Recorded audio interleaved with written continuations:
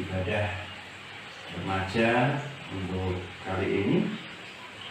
Sekali lagi mengucapkan terima kasih untuk kepercayaan kami untuk melakukan renungan bersama dengan teman-teman dan adik-adik semuanya. Oke, berarti yang terkasih dalam nama Tuhan Yesus Kristus, sesuai bahan yang diberikan kepada kami, yaitu dari Kejadian pasal yang ke-9 ayat yang ke-8 sampai dengan 17. Kita belajar bersama-sama tentang kebenaran firman Tuhan pada saat ini. Tapi lebih baiknya kita terlebih dahulu berdoa meminta tolong ke Tuhan, ialah setiap firman yang keluar dapat meremah dalam kehidupan kita, terlebih dapat kita lakukan dalam kehidupan kita sehari-hari. Mari kita berdoa. Kami mengucap syukur kepada-Mu ya Tuhan, karena kesempatan yang Tuhan berikan kepada kami di saat ini Tuhan, untuk kami bisa bersama-sama mendengarkan dan mempelajari kebenaran firman-Mu. Mari Tuhan, Engkau sendiri yang beracara di tempat ini atas kami semuanya, sehingga setiap benih-benih firman Tuhan yang keluar dari hamba-Mu ini dapat mendatangkan berkat bagi saudara-saudara kami. Terlebih Tuhan, menjadikan kekuatan dan kami melakukan kehidupan kami di masyarakat ini. Terpujilah Tuhan, kami menyerahkan waktu seutuhnya di dalam nama Tuhan Yesus Kristus. Amin. Ya, kita akan membaca bersama-sama firman Tuhan yang terambil dari Kejadian pasal 9 ayatnya yang ke-8 sampai dengan ayat yang ke-17. Saya akan bacakan untuk adik-adik semuanya. Beginilah firman Tuhan. Berfirmanlah Allah kepada Nuh dan kepada anak-anaknya dan yang bersama-sama dengan dia. Sesungguhnya aku mengadakan perjanjianku dan aku dengan turun-temurunmu dan dengan segala makhluk hidup yang bersama-sama dengan kamu, burung-burung, ternak dan binatang-binatang liar di bumi yang bersama-sama dengan kamu, segala yang keluar dari bahtera itu, segala binatang di bumi. Maka kuadakan perjanjianku dengan kamu, bahwa sejak tidak ada yang hidup yang akan dilenyapkan oleh air bah lagi, dan tidak akan ada air bah yang untuk memusnahkan bumi. Dan Allah berfirman, inilah tanda perjanjian yang kuadakan antara aku dan kamu serta segala makhluk yang hidup yang bersama-sama dengan kamu turun-temurun untuk selama-lamanya. Busurku kutaruh di awan, supaya itu menjadi tanda perjanjian antara aku dan bumi. Apabila kemudian kudatangkan awan di atas bumi dan busur itu tampak di awan, maka aku akan mengingat perjanjianku yang telah ada antara aku dan kamu serta segala makhluk yang hidup, segala yang bernyawa, sehingga segenap air tidak lagi menjadi air bah untuk memusnahkan segala yang hidup. Jika busur itu ada di awan, maka aku akan memeliharanya, sehingga aku mengingat perjanjianku yang kekal antara Allah dan segala makhluk yang hidup, segala makhluk yang ada di bumi. Berfirmanlah Allah kepada Nuh, inilah tanda perjanjianku yang kuadakan antara aku dan segala makhluk yang ada di bumi. Amin. Demikianlah firman Tuhan yang dapat kami baca bersama-sama pada kesempatan hari ini. Berbahagialah setiap orang yang mendengarkan firman Tuhan, merenungkan, terlebih melakukannya dalam kehidupan sehari-hari. Amin. Adik-adik yang terkasih di dalam nama Tuhan Yesus Kristus, pernahkah Anda berjanji? Atau Anda pernah melihat orang mengucapkan janji? Misalnya, ketika kita ikut dalam pernikahan, ada janji suci yang diucapkan. Pasti kita akan berkata, luar biasa, sakral sekali.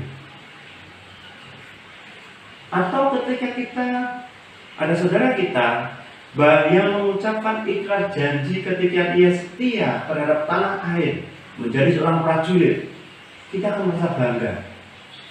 Sungguh luar biasa. Ada kebanggaan tersendiri ketika kita bisa melihat orang mengucapkan janji. Ada pula ketika kita melihat seorang politikus masa-masa kampanye, dia juga mengucapkan janji-janjinya. Janji yang ini, yang itu, dan yang lainnya. Tetapi permasalahannya saat ini yang perlu kita dalami bersama-sama, apakah janji itu benar-benar dilakukan, ataukah janji hanya sekedar janji? Nah, saudaraku dan adik-adik yang terkasih dalam nama Tuhan Yesus Kristus, di dalam Kamus Besar Bahasa Indonesia atau KKBI, apa sih yang disebut dengan janji itu? Definisi kata janji itu adalah sesuatu yang dinyatakan oleh seorang, entah itu bagi dirinya sendiri, kelompok, ataupun bagi negara. Nah, itulah janji. Baik, janji itu diucapkan secara lisan, ataupun janji itu hanya di dalam diri sendiri. Misalnya, ada adik kadang berjanji dalam batin, wah, nilai rapotku kok jelek, saya berjanji besok saya akan belajar dengan sungguh-sungguh supaya hasilnya akan lebih baik. Nah, itu janji yang diucapkan dalam diri sendiri, tidak diucapkan secara lisan. Nah, ada juga beberapa cara kita mengucapkan janji. Mungkin ada yang mengucapkan janji tangan kanan ditaruh di dada kiri. Saya berjanji, bukan di aman wali ya, seperti gua. Bukan, tapi janji itu saya berjanji, saya akan melakukannya dengan setulus hati. Atau mungkin ada yang berjanji tangannya di atas kitab sucinya. Saya berjanji, saya akan melakukan dengan sepenuh hati. Nah, itulah macam-macam cara orang untuk berjanji. Kembali dalam berikut firman Tuhan pada saat ini. Kalau manusia seringkali mengucapkan janji dan janji itu, yang terpenting bukan ucapannya, tetapi bagaimana kita melakukannya, mempraktekannya, dan juga kita melakukannya dalam kehidupan kita sehari-hari. Dalam berikut ini, bacaan kita yang diberikan oleh bahan-bahan yang diberikan oleh teman-teman yang terambil di dalam Kejadian 9 ayat 8 sampai 17 ini. Di sini kita diajari, kita diingatkan bahwa ada seseorang ataupun sesuatu yang tidak pernah mengingkari akan janjinya, yaitu Tuhan. Tuhan Allah tidak pernah mengingkari akan janjinya. Kalau kita perhatikan bersama-sama dalam Alkitab ini, dari Perjanjian Lama sampai dengan Perjanjian Baru, apabila kita tarik benang merah, itu akan ada hubungan terus. Jadi ada kesinambungan. Bahwa di Perjanjian Lama itu adalah janji-janji Tuhan. Selanjutnya di Perjanjian Baru itulah penggenapan janji Tuhan. Ya, kita lebih mempelajari di perikop yang diberikan kepada kita saat ini. Ya. Saudaraku dan terkasih yang dikasihi oleh Tuhan Yesus Kristus, di dalam perikop ini memang tidak secara langsung Allah menjelaskan bahwa Allah berjanji kepada Nuh. Janji Allah tidak diperjelaskan secara khusus kepada Nuh. Tetapi ketika kita melihat di dalam ayat yang kedua dan yang ketiga, kalau kita perhatikan seluruhnya di perikop ini, Allah menyatakan bahwa Allah akan memberkati Nuh dan anak-anaknya beserta seluruh makhluk hidup yang berada di dalam bahtera Nuh. Terbukti ini semuanya Tuhan memberikan kehidupan. Tuhan menyelamatkan ketika air bah itu terjadi. Orang-orang yang bersama-sama dengan Nuh, seluruh makhluk hidup dan tumbuh-tumbuhan yang berada di dalam bahtera Nuh itu dijaga kehidupannya oleh Tuhan. Terlebih penting lagi, ketika selesai air bah itu, Tuhan berfirman kepada Nuh bahwa Tuhan tidak akan mengulangi lagi kejadian, yaitu air bah yang akan memusnahkan bumi. Sebagai tanda, di dalam ayat yang berapa kita perhatikan bersama-sama bahwa Tuhan menaruh busurnya di atas awan. Sebagai tanda perjanjian bahwa Tuhan akan mengingat. Tuhan tidak akan melakukan hal itu lagi kepada manusia dan orang-orang ataupun makhluk hidup di bumi ini. Kata busur, kalau kita perhatikan, kata busur itu adalah senjata. Busur itu alat untuk berperang. Ada yang tahu kan busur? Itu mana? Nah, itulah busur itu digunakan untuk berperang. Tetapi di tangan Tuhan, busur ini dijadikan sebagai perjanjian bahwa Allah akan mengingat, selalu mengingat janjinya kepada Nuh dan turunannya dan segala makhluk hidup untuk tidak lagi memusnahkan bumi. Nah, inilah janji Tuhan. Dan ini ditepati oleh Tuhan sampai saat ini. Tuhan selalu memelihara orang-orang ataupun makhluk hidup di seluruh muka bumi ini. Nah, terus apa yang harus kita lakukan? Ada kita tahu Tuhan telah menyiapkan segala sesuatu sebelum kita ada. Kalau kita harus kembali di dalam kitab Perjanjian, bahwa sebelum manusia diciptakan, Tuhan lebih dulu menciptakan bumi, tumbuhan, hewan, dan isinya. Semuanya itu apa? Untuk memenuhi kebutuhan manusia. Ya, ingat, untuk memenuhi kebutuhan manusia. Jadi, yang perlu kita garis bawahi bersama bahwa sebenarnya Allah itu telah menyiapkan segala sesuatu itu untuk umatnya. Allah sudah menyiapkan segala sesuatu apa yang menjadi kebutuhan umatnya itu. Nah, hari yang ketujuh, Tuhan menciptakan manusia dan segambar dengan Allah. Artinya, kita tidak sama dengan Allah, tetapi kita harus menyerupai Allah. Apa yang dilakukan Tuhan, apa yang dilakukan Allah itu hendaknya kita juga ikut melakukannya di dalam kehidupan kita sehari-hari. Nah, begitu. Jika Allah itu memelihara umatnya, jika Allah memelihara kehidupan segala makhluk hidup itu, hendaknya kita juga harus ikut menjaga kehidupan dan juga ikut melaksanakan, melestarikan alam yang Tuhan berikan kepada kita.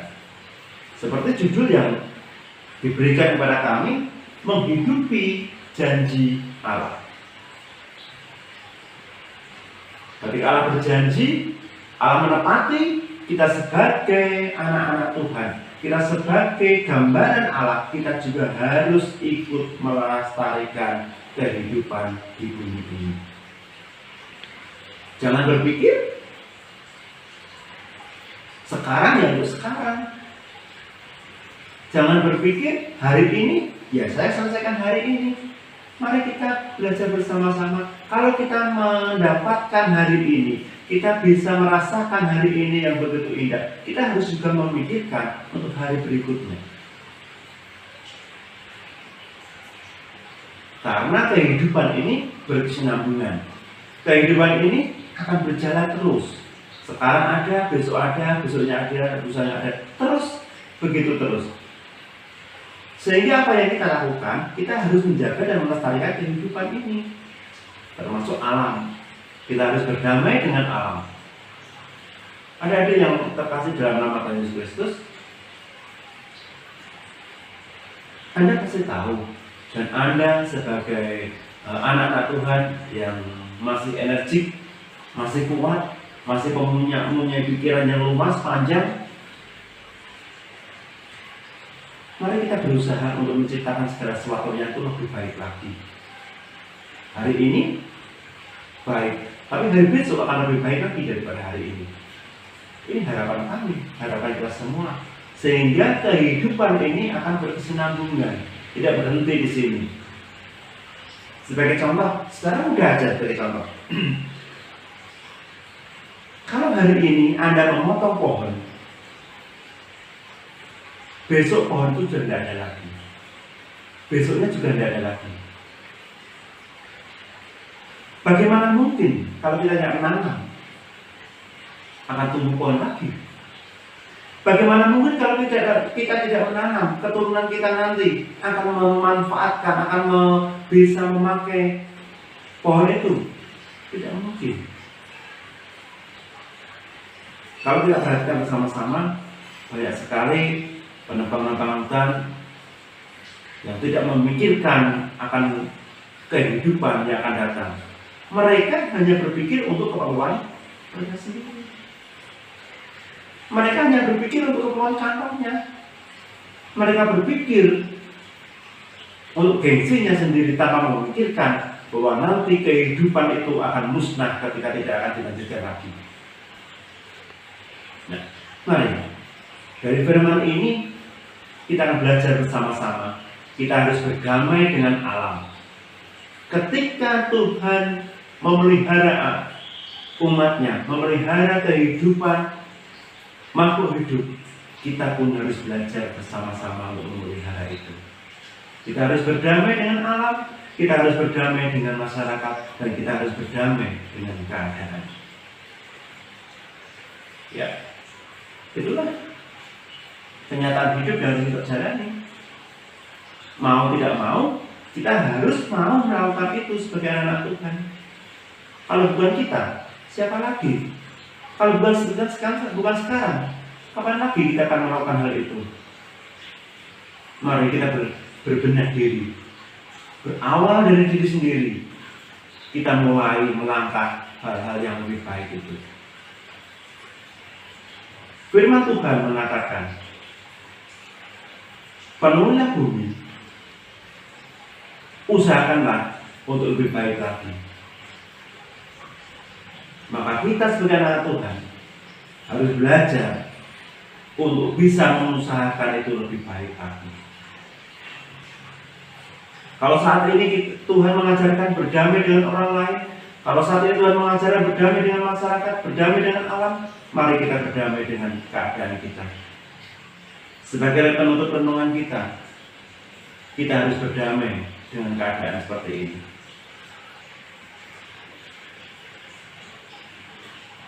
COVID-19 masih merajalela. COVID-19 belum terselesaikan.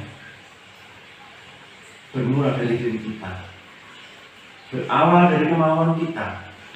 Mari kita bergandengan tangan untuk bisa memberantas itu semua. 5M yang harus kita laksanakan. Program pemerintah 5M itu mari kita laksanakan. Mencuci tangan, memakai masker,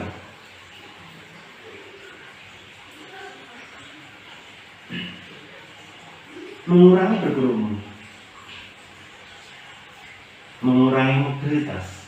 Untuk kita, hal-hal yang tidak penting jangan kita lakukan. Jaga jarak di antara kita. Bukan berarti kita menjaga jarak, kita menjauhkan dari kerumunan orang lain, tidak. Tapi kita harus tahu mana yang penting, mana yang baik, dan mana yang lebih baik yang kita jauhkan.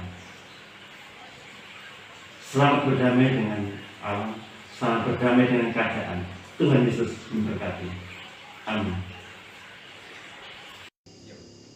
Untuk menanggapi firman, mari kita menyanyikan hidup ini adalah kesempatan.